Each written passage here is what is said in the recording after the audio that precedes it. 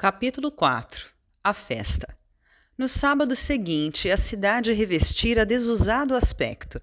De toda parte correra uma chusma de povo que ia assistir à festa anual do Espírito Santo. Vão rareando os lugares em que de todo não se apagou o gosto destas festas clássicas, resto de outras eras que os escritores do século futuro hão de estudar com curiosidade, para pintar aos seus contemporâneos um Brasil que eles já não hão de conhecer.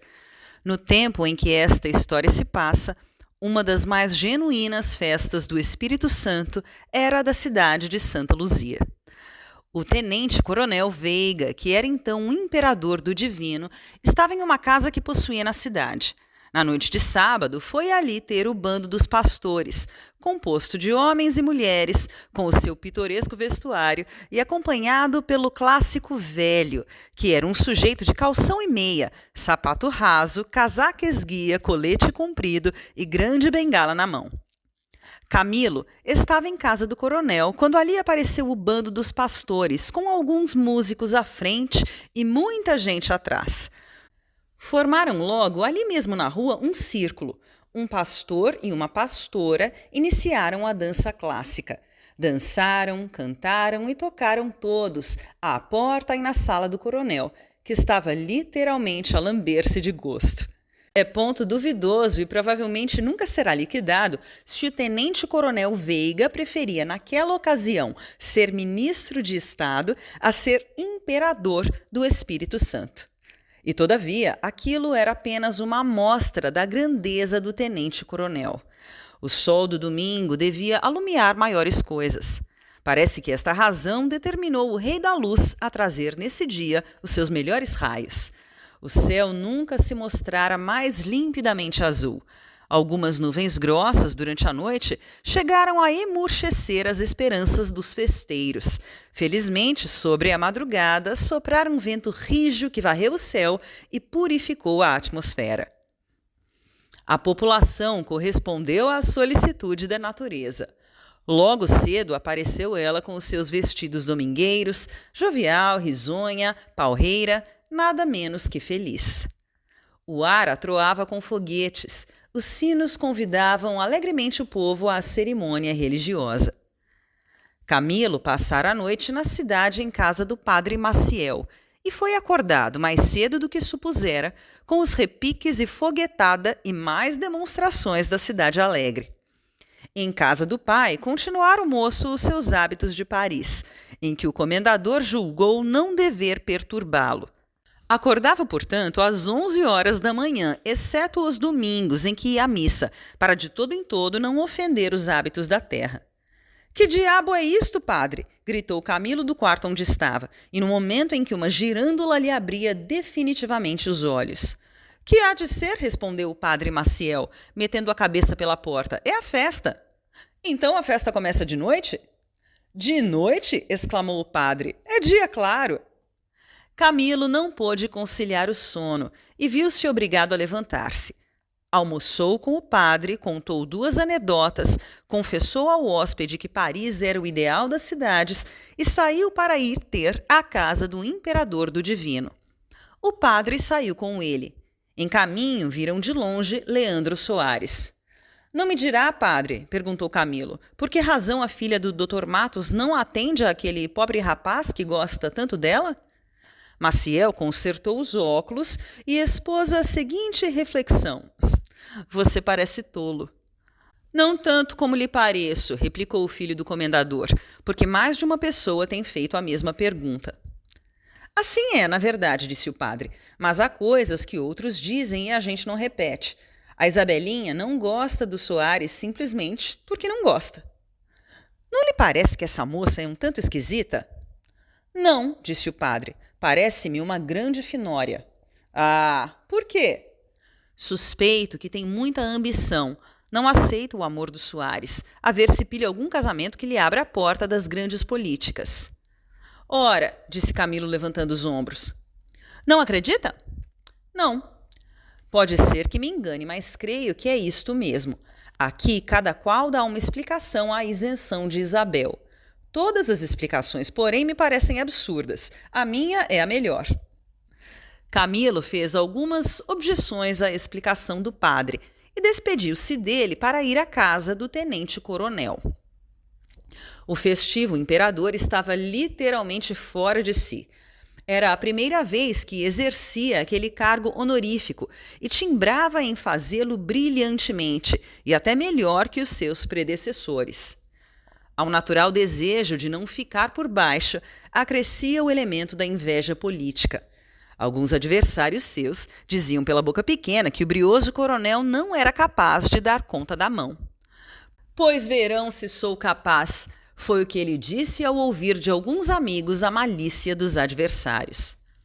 Quando Camilo entrou na sala, acabava o tenente-coronel de explicar umas ordens relativas ao jantar que esse devia seguir à festa, e ouvia algumas informações que lhe dava um irmão definidor acerca de uma cerimônia da sacristia.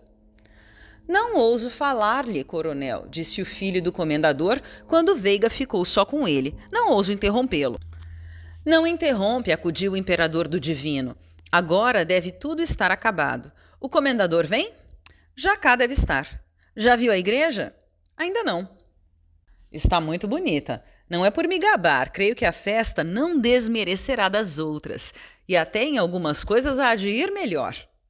Era absolutamente impossível não concordar com esta opinião quando aquele que a exprimia fazia assim o seu próprio louvor. Camilo encareceu ainda mais o mérito da festa.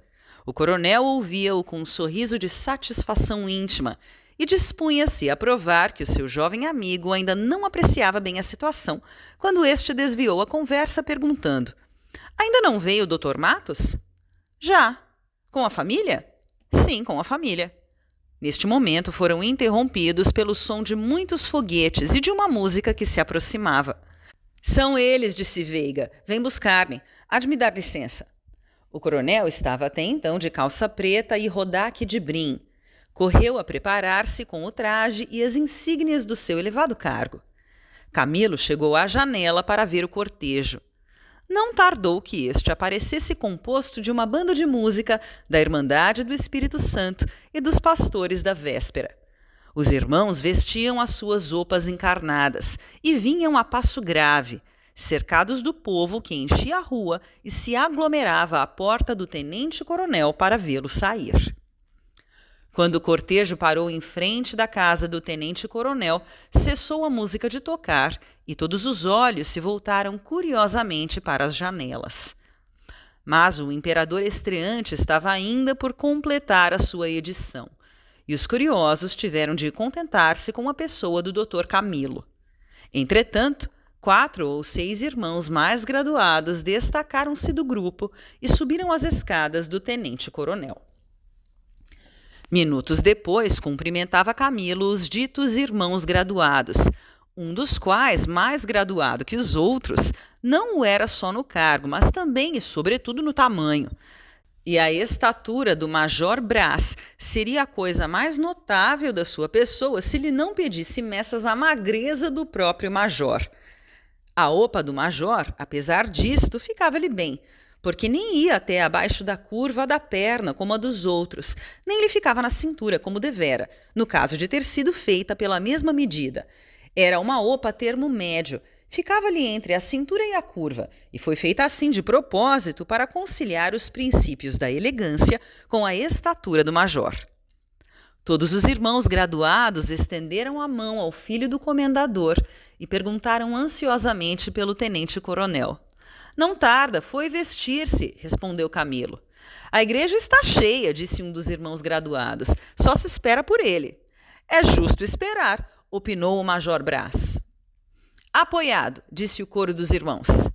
"Demais", continuou o imenso oficial, "temos tempo e não vamos para longe." Os outros irmãos apoiaram com o gesto esta opinião do major, que, ato contínuo, começou a dizer a Camilo os 1000 trabalhos que a festa lhes dera, a ele e aos cavalheiros que o acompanhavam naquela ocasião, não menos que ao tenente-coronel. Como recompensa dos nossos débeis esforços, Camilo fez um sinal negativo a estas palavras do Major Brás, temos consciência de que a coisa não sairá de todo mal.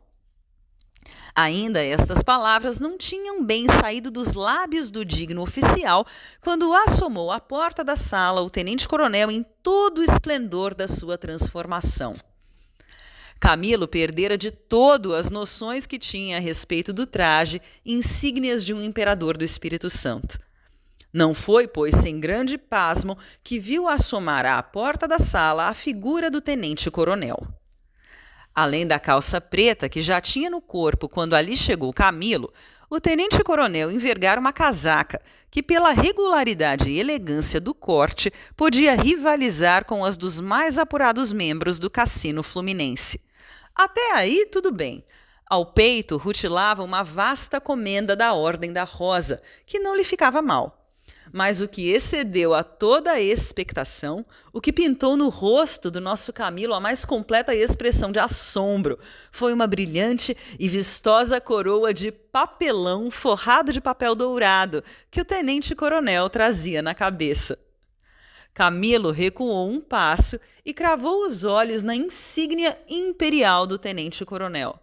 Já lhe não lembrava aquele acessório indispensável em ocasiões semelhantes, e tendo vivido 8 anos no meio de uma civilização diversa, não imaginava que ainda existissem costumes que ele julgava enterrados. O tenente-coronel apertou a mão a todos os amigos e declarou que estava pronto a acompanhá-los. "Não façamos esperar o povo", disse ele. Imediatamente desceram à rua. Houve no povo um movimento de curiosidade quando viu aparecer à porta a opa encarnada de um dos irmãos que haviam subido. Logo atrás apareceu outra opa, e não tardou que as restantes opas aparecessem também flanqueando o vistoso imperador. A coroa dourada, apenas o sol lhe bateu de chapa, entrou a despedir faíscas quase inverossímeis. O tenente-coronel olhou a um lado e outro, fez algumas inclinações leves de cabeça a uma ou outra pessoa da multidão e foi ocupar o seu lugar de honra no cortejo.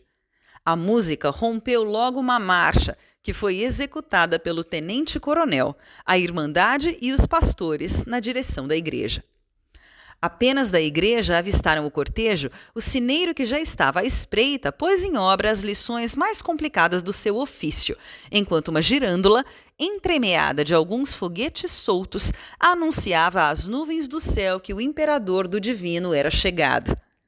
Na igreja houve um rebuliço geral, apenas se anunciou que era chegado o imperador.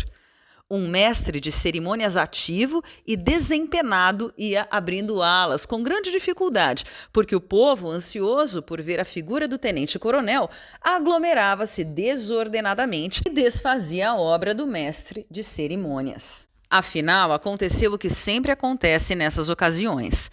As alas foram se abrindo por si mesmas e, ainda com algum custo, o tenente-coronel atravessou a multidão, precedido e acompanhado pela Irmandade, até chegar ao trono que se levantava ao lado do altar-mor.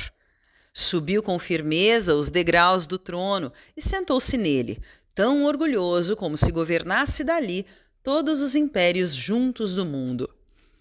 Quando Camilo chegou à igreja, já a festa havia começado. Achou um lugar sofrível, ou antes inteiramente bom, porque dali podia dominar um grande grupo de senhoras, entre as quais descobriu a formosa Isabel. Camilo estava ansioso por falar outra vez a Isabel. O encontro na estrada e a singular perspicácia de que a moça dera prova nessa ocasião não lhe haviam saído da cabeça. A moça pareceu não dar por ele, mas Camilo era tão versado em tratar com o belo sexo que não lhe foi difícil perceber que ela o tinha visto e, intencionalmente, não voltava os olhos para o lado dele. Esta circunstância, ligada aos incidentes do domingo anterior, fez-lhe nascer no espírito a seguinte pergunta: "Mas que ela tem contra mim?" A festa prosseguiu sem novidade. Camilo não tirava os olhos de sua bela charada, nome que já lhe dava, mas a charada parecia refratária a todo sentimento de curiosidade. Uma vez, porém, quase no fim, encontraram-se os olhos de ambos. Pede a verdade que se diga que o rapaz surpreendeu a moça a olhar para ele.